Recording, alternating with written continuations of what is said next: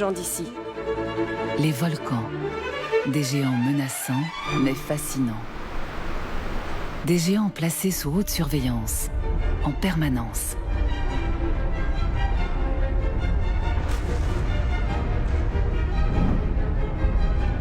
Faites le tour du monde des volcans assoupis, ce soir à 20h50 sur Arte. Dans le cycle polar sur Arte, Allez, tu rentres!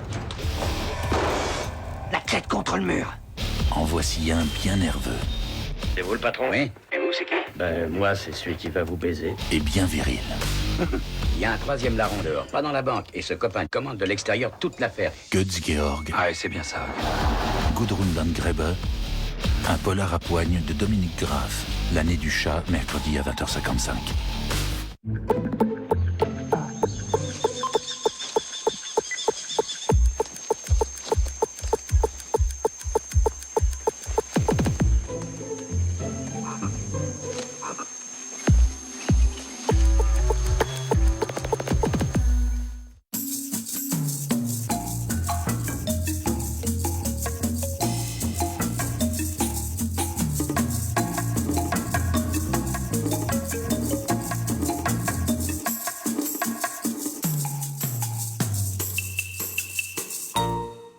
Depuis la mort de Ben Laden en 2011 à Abbottabad au Pakistan, ce pays a un petit peu disparu des médias internationaux, d'autant plus que l'organisation de l'État islamique, Daesh, a supplanté Al-Qaïda sur la scène internationale.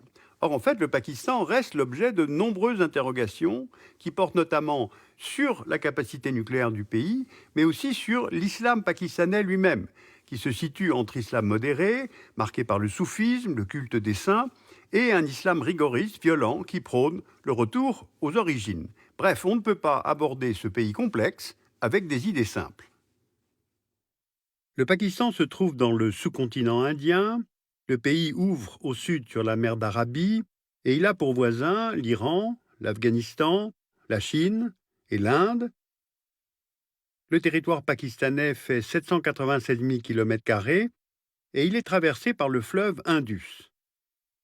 Le territoire se décompose ainsi, la plaine indo-gangetique à l'est et dans le sud-est, des hauts sommets au nord avec le Grand Himalaya, l'Hindu Kush, le Karakoram, des montagnes à l'ouest et un plateau dans le sud-ouest. Islamabad, c'est la capitale, mais les villes les plus peuplées sont Karachi et Lahore. Avec près de 200 millions d'habitants en 2015, c'est le 6e pays le plus peuplé au monde. Le Pakistan, c'est un régime fédéral et son découpage administratif recoupe sensiblement la répartition des principales aires linguistiques, celles du Pendjabi, du Pashtun, du Sindhi et du Baloutche. 96% de la population pakistanaise est musulmane, dont 87% de sunnites. C'est le 2e pays musulman du monde par sa population, après l'Indonésie et devant l'Inde, et ce pays avait été créé sur des fondements religieux. Revenons en arrière. Voici l'Empire britannique des Indes. Le 15 août 1947, le départ des Anglais entraîne la partition de l'Empire entre d'une part l'Inde et d'autre part le Pakistan, lui-même divisé en 2 territoires, le Pakistan occidental et le Pakistan oriental, situés de part et d'autre du nouvel État indien, à environ 2000 km l'un de l'autre. Car les musulmans de l'Empire britannique des Indes, minoritaires, voulaient disposer de leur propre État dans des territoires où ils sont majoritaires. La première guerre indo-pakistanaise a lieu en novembre 1947, soit 3 mois après l'indépendance des 2 États, à propos de l'État princier du Jammu et Cachemire. Que s'est-il passé? C'est au Maharaja du Jammu et Cachemire que revient la décision de rejoindre soit l'Inde, soit le Pakistan. Mais une colonne armée, composée de tribaux en provenance du Pakistan, se dirige alors vers Srinagar avec l'appui indirect de l'armée pakistanaise. Le Maharaja requiert alors l'aide des autorités indiennes, officialisant ainsi l'accession du Jammu et Cachemire à l'Inde, ce qui entraîne l'affrontement militaire entre les 2 pays. La guerre prend fin en 1949 avec la partition du Jammu et Cachemire de part et d'autre d'une ligne de cessez-le-feu instaurée par les Nations Unies. Aujourd'hui, nous sommes en 2016 et cette frontière n'a toujours pas fait l'objet d'un accord entre l'Inde et le Pakistan. On a donc une première guerre indo-pakistanaise en 1947 à propos du Jammu et Cachemire, une deuxième en 1965, toujours à propos du Jammu et Cachemire, et une troisième en 1971, lorsque le Pakistan oriental fait sécession du Pakistan occidental et devient le Bangladesh avec l'appui de l'armée indienne. On comprend ainsi pourquoi les relations entre l'Inde et le Pakistan sont conflictuelles. Et de plus, ces deux puissances sont des puissances nucléaires, et toutes deux non signataires du traité de non-prolifération. L'Inde a adopté en 2004 la doctrine du Cold Start ou attaque à froid. Elle consiste, en cas d'attaque terroriste d'origine pakistanaise, en une offensive visant la prise de contrôle d'une bande de 80 km de profondeur dans le territoire pakistanais. Cette offensive est destinée à prendre de court la chaîne de décision pakistanaise et à neutraliser ainsi le risque d'escalade nucléaire. Pour parer à cette menace, les militaires pakistanais ont choisi de développer un arsenal nucléaire tactique. Voici le missile balistique mobile Nasr, de courte portée, 60 km, destiné à être déployé non loin de la frontière indienne. Plusieurs analystes s'inquiètent donc d'une montée des tensions entre l'Inde et le Pakistan. Sauf qu'il n'y a pas de risque d'un affrontement nucléaire, chacun des deux États mesurant fort bien l'état de la menace. En fait, aujourd'hui, au Pakistan, le plus grand danger est ailleurs. Ce sont les mouvements islamistes armés. Les autorités pakistanaises ont instrumentalisé ces mouvements à des fins de politique régionale, et ce sur deux fronts. En Afghanistan, tout d'abord, vous voyez ici la ligne Durand qui sépare les deux pays, au Cachemire ensuite, de part et d'autre de la ligne qui sépare les deux Cachemires. Alors pourquoi le Pakistan a-t-il fait le choix d'un islam militant ? En 1979, l'Union soviétique envahit l'Afghanistan. Le Pakistan soutient alors les moudjahidines afghans, tactique répondant à la stratégie américaine anti-soviétique. Ces nouveaux réseaux renforcent la tradition de franchissement de la ligne Durand qui coupe la zone de peuplement pachtoun en deux. Cette ligne a été tracée en 1893 et elle n'a d'ailleurs jamais été reconnue par l'Afghanistan. En 1989, une insurrection anti-indienne débute dans le Cachemire indien, plus précisément dans la vallée de Srinagar, où la population est majoritairement musulmane. Les autorités pakistanaises entendent orienter cette insurrection et elles favorisent donc la création d'organisations islamistes comme le Lashkar-e-Taiba afin d'appuyer leur lutte contre New Delhi via des infiltrations au-delà de la ligne de contrôle. Tout ceci sert les deux impératifs stratégiques du Pakistan.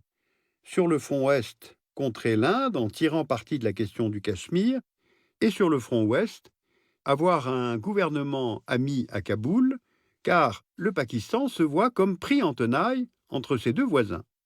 D'ailleurs, en 1996, lorsque les talibans prennent le contrôle de Kaboul, ils bénéficient du soutien matériel et financier de l'armée et des services secrets pakistanais. Mais au lendemain des attentats du 11 septembre à New York, le Pakistan se voit contraint de changer de ligne. Lorsque les troupes de l'Alliance du Nord, alliées aux Occidentaux, entrent dans Kaboul, c'est la fin du soutien pakistanais au régime taliban. Et pourtant, le président pakistanais, le général Musharraf, va jouer double jeu, luttant contre le terrorisme et Al-Qaïda, tout en préservant son influence sur les talibans. À partir de 2003, sous pression des États-Unis, l'armée pakistanaise intervient dans les zones tribales pakistanaises. Alors allons voir de plus près. Vous voyez ici les 7 agences tribales. Elles représentent 27 000 km² et comptaient plus de 3 millions d'habitants lors du dernier recensement en 1998. Ce sont principalement des Pashtuns. Ces zones tribales, situées à la frontière, en zone montagneuse, et soustraites par tradition à l'autorité pakistanaise, offrent un sanctuaire idéal aux talibans fuyant l'Afghanistan. Vous voyez ici la passe de Khyber, qui est l'un des principaux points de passage entre le Pakistan et l'Afghanistan. Après 2004, l'opposition à l'armée pakistanaise se radicalise. Et en 2007, une trentaine de groupes islamistes armés, originaires des zones tribales, s'unissent sous le nom de Tehrik-e-Taliban Pakistan, le mouvement des talibans pakistanais. Basé au sud-Waziristan, il établit des connexions avec les talibans afghans basés dans les zones tribales, notamment dans le nord-Waziristan, et des connexions avec Al-Qaïda. L'islamisme armé, auparavant instrumentalisé par Islamabad, échappe alors en partie à ses commanditaires. On parle de talibanisation du Pakistan. En 2009, lorsque Barack Obama arrive à la Maison-Blanche, il recentre la stratégie américaine sur le continuum Afghanistan-Pakistan, un concept baptisé AFPAC. Car pour Washington, les deux pays ne doivent plus être militairement pris en compte séparément parce que les talibans sont présents de part et d'autre de la ligne du rang. Alors qu'en est-il aujourd'hui, à la fin du deuxième mandat d'Obama ? Il y a eu la mort de Ben Laden à Abbottabad en 2011, et la présence de Ben Laden sur le territoire pakistanais pose d'ailleurs la question de la complicité des autorités pakistanaises. Autre événement majeur, la proclamation du califat de l'État islamique en 2014, en Syrie et en Irak, qui rebat les cartes jusque dans cette région du sous-continent indien. Aujourd'hui, les zones tribales sont toujours le principal relais logistique et le principal sanctuaire des groupes armés talibans, qu'ils soient pakistanais ou afghans.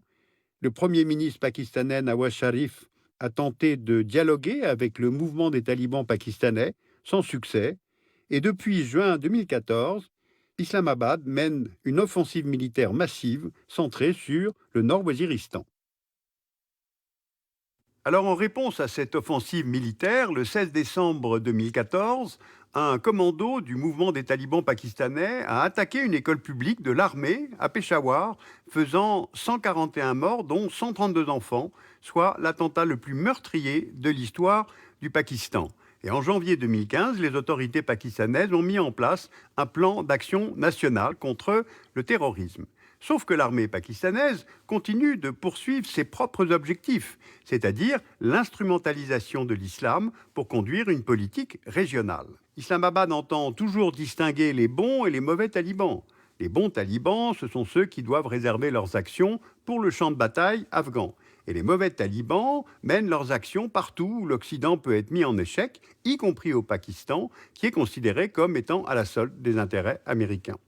Pour le Pakistan, les vrais problèmes de sécurité, en fait, sont désormais à l'intérieur du pays, avec l'islam radical, et ce d'autant plus que l'État islamique cherche à s'implanter dans la région pour concurrencer les mouvements talibans.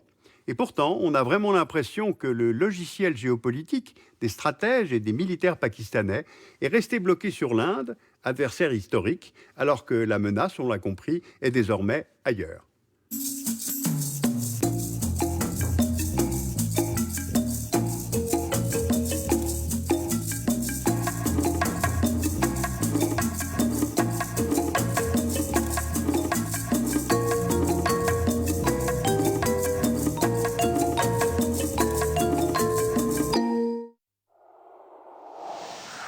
Où irez-vous ce soir, 20h près de Malaga, à la découverte de la nourriture du futur dans un élevage d'insectes. Miam. 20h50, à la découverte des volcans assoupis, des géants très surveillés car toujours prêts à exploser. À voir sur Arte.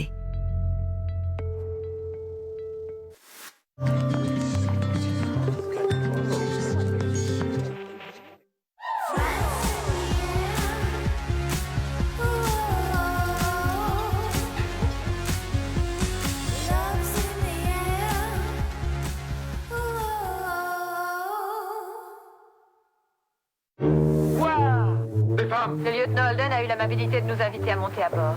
Quoi? C'était un cas d'urgence, commandant. Oui, merci. Pourquoi? Avoir une femme à bord, ça porte malheur, commandant. Alors, qu'est-ce que vous voulez que j'y fasse, Austin? Les jeter par-dessus bord? Après tout, c'est une idée comme une autre. J'ai fait quelque chose de mal? Tony Curtis, On a torpillé un camion. Cary Grant et un sous-marin rose dans Opération Jupon de Blake Edwards, lundi à 20h55 sur Arte. Mardi dans Théma. L'Empire ottoman, un ensemble multiethnique complexe, une poudrière. C'est le début de ce que nous appelons aujourd'hui le nettoyage ethnique. L'onde de choc de sa chute résonne encore. La vérité, c'est qu'aucun traité